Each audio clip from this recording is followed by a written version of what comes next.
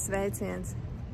Es patiešām priecājos par tik lielu interesi par meditāciju tehnikām, par to, kāpēc tās strādā, kā tās strādā, par ieguvumiem.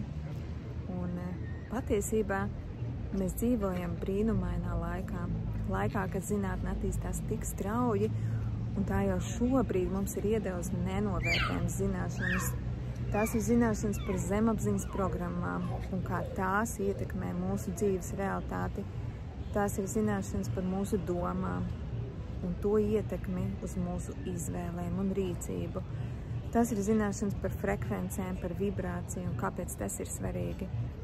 Un pats svarīgākais, zinātne mums arī iedod tehnikas, kā mainīt tās dzīves jomas, kas nav saskaņā ar to, ko mēs vēlamies piedzīvot.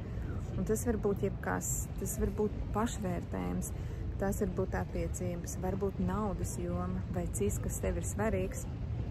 Tev atliek tikai izdomāt un pieņemt lēmumu, kas ir tas, ko tu vēlies savā nākotnē piedzīvot, un tad atliek tikai tava aktīva rīcība, tava darbība, jo ar zināšanām vien nepietiek.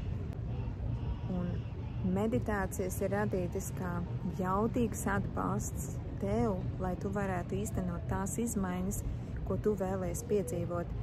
Jo meditācijas izmantotas tehnikas, kas palīdz tev nokļūt tādā sajūtā, tādā stāvoklī, kur sākas izmaiņas, un tev atliek tikai rīkoties. Informācijas zināšanas, ko sniedz mums zinātne, tās ir apkopotas video lekcijā, kas nāk kopā ar meditāciju. Lai tu dotos meditācijā, tev ir nepieciešams tikai telefons un austiņas. Mana mīļākā vieta, kur doties pastaigu meditācijā, ir pie jūras, jo jūra iedod plašumu, tā iedod papildus jaudu.